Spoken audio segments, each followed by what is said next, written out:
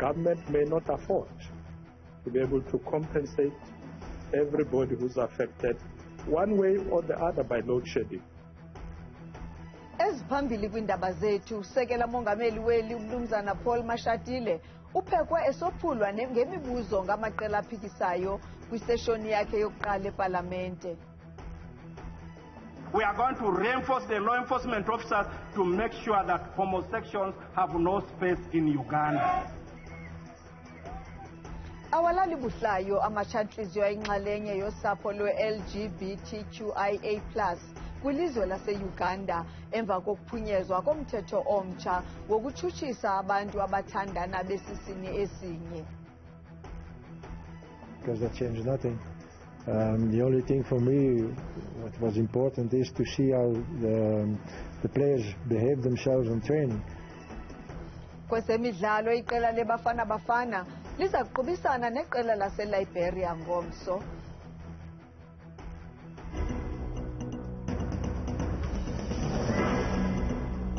Eli lixesha leendaba zethu kumzantsi wethu kwi-DSTV Channel 163 ositolikela ngolwimi lwezandla kuphumza sikhumba botanima wethu. Usekela mongameli weli uMnumzana Mashatile ebephekwa esophulwa ngemibuzo eParlamente ngamaqela aphikisayo phakathi kwemiba ebexinwa ngayo singabalula ingxaki kacimicimi, intsindabadala yasephalaphala kwakunye nezicwangciso zikarhulumente ngokuphathelene nophuhliso lwabemi beli. Zibekwa nje kwiseshoni yakhe yokuqala ngqa yokuphendula imibuzo eParlamente njengosekela mongameli weli uMnumzana Mashatile uthe urhulumente uyaluqonda ulwamvila lokucuthwa kombane oluviwa ngabemi beli, watsho esithi ukonyulwa komphathiswa wombane kuza kusombulula kanye loo ngxaki. Focus on accelerating the implementation of the already agreed upon plans towards reducing and ultimately ending load shedding in the shortest possible period. Umbutho iUDM ubuze ukuba ingaba urhulumente unazo kusini na izicwangciso zokubuyekeza iintsapho ezilahlekelwe ngamalungu azo ngenxa yocimicimi wombane. OkaMashatile uphendule ngelithi akuzukuba lula kurhulumente. Government may not afford to be able to compensate everybody who's affected one way or the other by load shedding. Ukanti iqela le-EFF lona limbuze ngengxelo yebholo lasephalaphala nefuthe layo apho aphendule ngelithi kukho amaziko asunguliweyo ukujongana kanye nalomba utsho ebongoza ukuba mawalindwe de awugqibe umsebenzi wawo. We have institutions that we have set up independent. Nobody's interfering with them. Let's not be impatient. Let's allow these institutions to do their work properly. Umnumzana Mashatile uthe basafakana imilomo nenkokheli zemveli malunga nephulo likarhulumente lokunika abantu abahlala emaphandleni umhlaba. Umongameli Cyril Ramaphosa wamkele ngezandla ezishushu ukumkani Philippe kwakunye nekumkanikazi uMatilda yaseBelgium abakutyelelo lwabo lwaseburhulumenteni kweli loMzantsi Afrika. Olutyelelo luza kuqosheliswa ngomhla wama-27 kule nyanga kaMatshi. Umongameli Ramaphosa uthi luyakhula kakhulu urhwebo phakathi kwala mazwe mabini kwaye baza kuwaqinisa nangakumbi amatyathanga ozakuzelwano. Olutyelelo luza kanye ngelixa apho uMzantsi Afrika ukwiphulo lokuqinisa amaqhina ozakuzelwano namazwe ehlabathi. Umongameli Cyril Ramaphosa ulamkele ngezandla ezishushu eligqiza laseBelgium watsho ephawula nangoluvo loMzantsi Afrika kwidabi leRussia neUkraine. The ongoing conflict between Russia and Ukraine is of great concern to all of us. As South Africa, we continue to emphasize the importance of finding a peaceful solution to the crisis. Umongameli Cyril Ramaphosa uthi buhle kakhulu ubudlelwane bezorhwebo nokhenketho phakathi kwala mazwe mabini. As South Africa, we are encouraged at the growth of trade and investment between our two countries, and that our respective tourism links are also developing. Ukanti ukumkani Philippe uthi unathemba lokuba olu tyelelo luza kuzala amathokazi. By this visit, we want to emphasize the collaboration and to bring it to a higher level, to foster more collaboration in all kinds of sectors. Kulindeleke ukuba kutyikitywe izivumelwano eziliqela phakathi kwala mazwe mabini, ingakumbi ngokwayamene nezokhenketho nezamandla. Inkokheli yeqela le-EFF umnumzana Julius Malema ukuchaze njengenkcithomali ukutyalwa kwamajoni isithuba senyanga ngelixa uqhankqalazo lwabo lona belusekelwe usuku olunye kuphela, ukuchaze oku njengenyathelo elixhaphaza abahlawuli berhafu. Echubela onondaba kwisikhwebu seziphumo zoqhankqalazo lokumisa ngxi ilizwe oluqhutywe ngomvulo wale veki, umnumzana Julius Malema ugxeke kabukhali umbutho olawulayo ngenyathelo lokutyala amajoni isithuba senyanga nakubeni uqhankqalazo belusekelwe usuku olunye. The EFF condemns the senseless and wasteful deployment of the South African National Defence Force, which will cost the taxpayer over 166 million up until the 17th of April 2023. Malema uphinde watyhola umphathiswa wezothutho unkosikazi Lydia Sindisiwe Chikunga ngesigrogriso asenzileyo ngaphambi koluqhankqalazo. The EFF condemns the illegal instructions which came from the fronting Minister of Transport Lydia Chikunga, who threatened bus companies with termination of contracts if they provide transport for the national shutdown. Ngethuba ebuzwa ngesiganeko sokucelwa kohlaselo oluqhubeka ekhayeni lelungu lepalamente yaseSoweto umnumzana Ntlantalax uphendule ngelithi abangeni ndawo kumabali emiboniso bhanyabhanya. You want to reduce us to Netflix now? We don't make movies. We're engaged in real struggle, not gwa. So, please, we are not part of that mess. Kambe ke uthe baza kuthi qolo befaka izicelo zoqhankqalazo kwindiyowisa umthetho de umongameli Cyril Ramaphosa ehle kwisikhundla sakhe.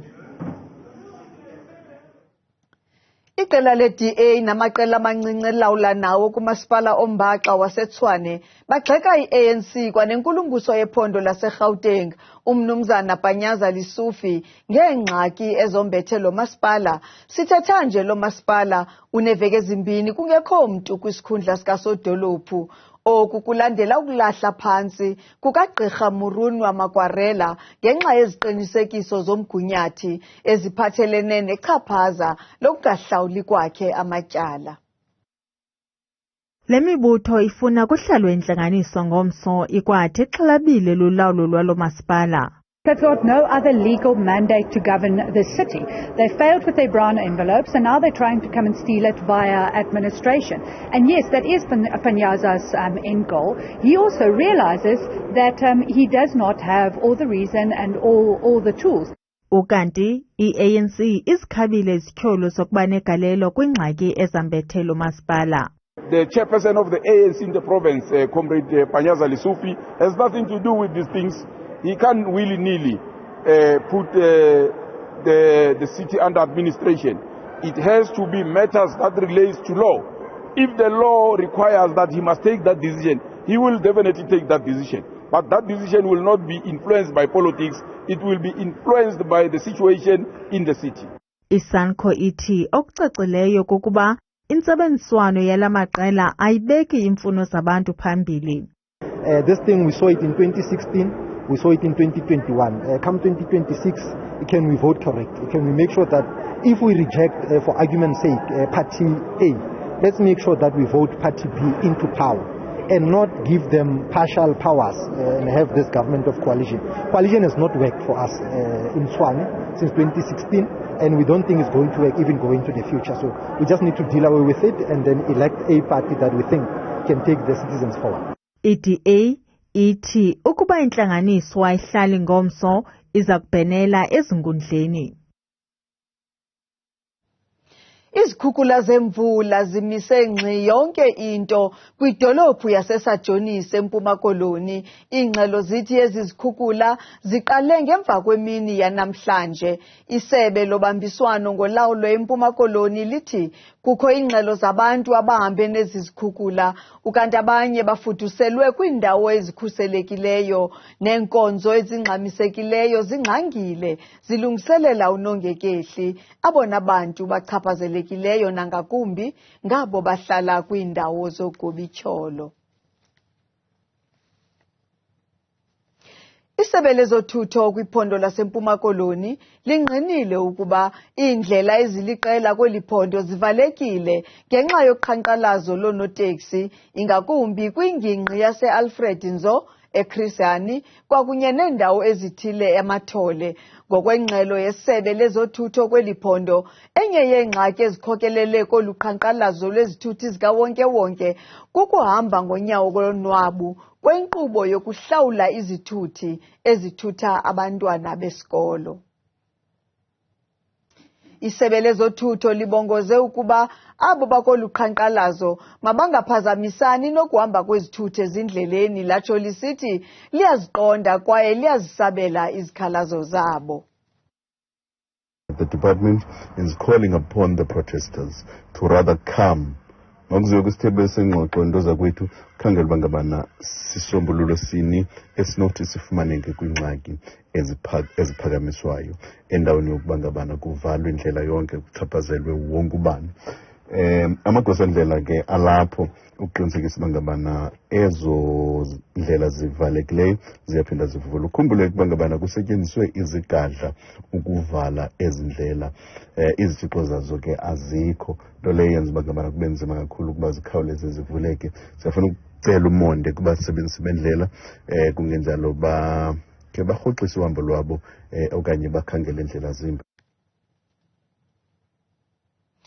Amatshantliziyo elizwe laseUganda awugxeke kabukhali umthetho opasisiweyo nowenza ukuba kubonwe njengolwaphulo-mthetho ukuthandana kwabantu abasisini esinye. Lo mthetho unika igunya kwiziphathamandla lokutshutshisa abemi beli lizwe nabayinxalenye yoluntu lwe-LGBTQIA+ nabathe gqolo ukuba zizigculelo zokungcikivwa eUganda. Abalali buhlayo abo bazichaza njengamalungu e-LGBTQIA+ emva kokuba ipalamente ipasise umthetho omtsha oza kubabeka ityala abantu abathandana besisini esinye. Lo mthetho oxelwe njenge-Anti-Homosexuality Bill upasiswe ngoLwesibini emva kwesigqibo seqela labantu abavume ngamxhelomnye. This country will stand firm, and once it passed, I can tell you, Madam Speaker, we are going to reinforce the law enforcement officers to make sure that homosexuals have no space in Uganda. Ngoku lo mthetho uza kuqinisekisa ukuba abafunyenwe bengamalungu alombutho banikwa izigwebo eziqatha njengokugwetywa ubomi umntu ethothoza imjiva nesigwebo sentambo kwabo bathandana nabantu besini esifanayo abangaphantsi kweminyaka 18 naxa umrhanelwa ephila nentsholongwane kagawulayo. U-Advocate Frank Mugisha ngomnye wabantu abangafihliyo ukuba uthandana nabantu besini esifanayo nesakhe. Umbutho wakhe wesisa wamalungelo abantu be-LGBTQI wavalwa kunyaka uphelileyo. The last time the legislation was around, there were cases of suicide. So this time, this law is worse than the one that was here before because it has a death penalty.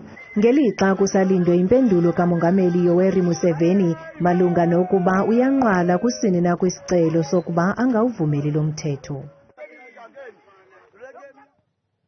Bakhe sicaphule ukuba baphulaphuli baphefumule bathini ngalo mthetho upasisiweyo eUganda.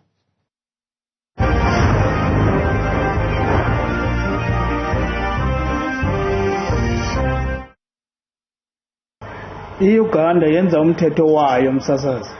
Ilungile nxa ichasana nabantu ngoba yenza umthetho welizwe layo. Ayinakwenza umthetho wamanye amazwe. Ilungile yenza into ethandwa lilizwe layo. Ngabe kungcono kube kuthiwa lo mthetho wawubeka ngalesi yasikhathi ngaphambilini mhlambe ingakafiki noma abantu bakhona bengakwamukeli ukuthi bazoyikhethela ukuphila ngaphansi kwalento. Bazoshona phike laba bavele asebayikhetha ukuthi bazophila lempilo. Kusho ukuthi impilo isinzima kubona. kwababhalileyo ukhona uviyelwa shumi nothi lilonke bayawanyasha amalungelo abantu abathandana besisini esinye kuba nabo bavumelekile ukuba benze intando yabo ungakulinge uze apha kulo mthetho wabo. uAvuyile Khompela uthi hayi ndiyaligxeka mna msasazi lo rhulumente uxhaphaza amalungelo wabantu kwaye mna andiboni into engalunganga phakathi kwabantu abathandana besisini esibi. uAvela Koloso yena uthi ayikho lento yenziwa ngulo rhulumente, abantu mabathandane ngendlela abafuna ukuthandana ngayo. Ukanti ke ungahlomla kumixholo yethu ngokuthi usebenzise le nombolo ye-WhatsApp 071 670 2548. Umbutho ongenzi ngeniso nojongene nokugcina imbali namagugu esizwe namatshantliziyo enkululeko kweli utyhile ngokusesikweni umfanekiso oqingqiweyo ka-Archbishop Desmond Tutu eCentury City eKapa ngale ntsasa yanamhlanje. Lo mfanekiso uqingqiweyo ka-Archbishop Desmond Tutu uyinxalenye yeminye imifanekiso eqingqiweyo elikhulu yamagqala enkululeko adweliswe kwindawo yemiboniso eyaziwa ngeye-Long March to Freedom. Umbutho ongenzi ngeniso nojongene namaphulo okugcina imbali yeziswenye zomzabalazo kweli nokutsala abakhenkethi sele uqingqe imifanekiso eqingqiweyo elikhulu kwaye lona ka-Archbishop Desmond Tutu ngowekhulu elinanye. He was a liberation theologist. He wasn't just about God, he was about liberation. Ukanti usamlomo weParlamente unkosikazi Nosiviwe Maphisa Nqakula uthi ukutyhilwa kwalo mfanekiso uqingqiweyo ka-Archbishop Desmond Tutu liphawu lokubonisa imbeko kwaliqala lenkululeko. We together here today not only immortalize in bronze the person of the Arch, but to truly create a lasting monument to our own gratitude and regard for him. Unkosikazi Maphisa Nqakula ukwakhwele ezehlela kubaququzeleli boqhankqalazo lukazwelonke lwangomvulo. We are beginning to see elements of a counter-revolution which wants to reverse the gains of our freedom. Ukanti iDesmond and Lee Tutu Legacy Foundation igcwele luthulumanco kwaye ilamkele ngezandla ezishushu elinyathelo. Kwezemidlalo onke amehlo azakubethe ntsho kuHugo Bruce neqela lakhe leBafana Bafana ngomso kumdlalo wokuzilungiselela indawo kwitumente yeAFCON oza kubanjela kwibala laseOrlando ngentsimbi yesithandathu ngokuhlwa. Onke amehlo azakube ekwibala laseOrlando Stadium ngomso nalapho amakhwenkwe kaHugo Bruce ezakuvana amandla neLiberia kumdlalo wokuzibekela indawo kwitumente yeAFCON. uHugo Bruce uthi baqule baligangatha neqela lakhe kwaye nomoya uphezulu kweli qela phambi kwalo mdlalo. Complain about that because that changed nothing. The only thing for me what was important is to see how the players behave themselves on training. And I see that they are full of ambition, they are full of motivation. They know also that it's very important for them, for me, for African football to qualify for Africa next year.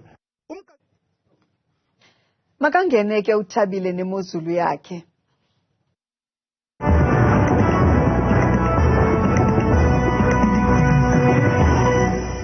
Mandamikazi bini bethu naphaya kumamfene ngomqulu ezindabeni ndibulise kwamzonzulu ekhaya ndikwamkela kaloku kweyam idesika yemozulu igama lam ndikuThabile uMamvelase wakwamakhaphela nantsi emozulu. Masivuleni bethuna ngephondo laphaya eMpuma Koloni Monti emdantsane ziphunzana nge-25 ezakumini phaya ngomso kanti ngomso kwasegqibeka futhi phaya eMpuma Koloni ziintshizane zemvula ngo-27 degrees. Nalo ke phone Free State eBloemfontein ngo-23 degrees kwamathozi kwakhona ezomvula phantse nje yonke imini yangomso kanti Sasolburg kusenjalo kusibekele impela phaya ngamashumi 23. Masijongeni bethu naphaya eRhawutini eJohannesburg nge-18 osibekele mpela phaya ekuhambeni kosuku lwangomsakado imeko yaphaya koferyenegeng neziphaluka kusaphole kamandi ka-22 asibekele kakhulu emini yangomsakado KwaZulu-Natal benjenje bona eThekwini ku-26 degrees wezontshizane zemvula kwakhona futhi emini phaya ngomsakado Pietermaritzburg kusasibekele mpela ku-27 degrees wentshizane zemvula. Nabo ke bona phaya eLimpopo kophalaborwa ngo-30 wamathonsi emvula phansi nje yonke lamva kwemini yangomsakado lemeko kuthi kwakhona phako Limpopo ePulukwane ka-26 amafu athe gabagaba nje emini phaya ngomsakado eMpumalanga Nelspruit 28 degrees wamathonsana entshizane zemvula emini yangomsakado isekhunda bona phole kamandi noxakusibekele phaya emini kayela 20 degrees. Masijongeni bethu naphaya eNorthwest eMafikeng ka-21 amathonsana kwakhona angaxhalabisiyo phaa emvula emini ngomsokane yona imeko yaseRustenburg iphole kamandi noko ku-24 degrees osibekeleyo phaya ekuseni kuyatsho ngemva kwemini yangomsokane Northern Cape eKimberley kwenze nje ngo-26 degrees wamathonsana aphole kamandi ke futhi kwakhona futhi kanti phaya eNorthern Cape eUppington ku-34 degrees ozoleyo futhi ocwengileyo phaya emini ngomso. Nanso ke imeko phaya entshona Koloni Kapa lodumo ku-20 degrees wentshizane zemvula emini phaya ngomso kanti sayiqukumbela imozulu ngeGeorge entshona Koloni ku-26 degrees wamathonsi emvula. Kukangako bethuna apha kum edesikeni imozulu ndikuthanda kangaka xesha lemyoli.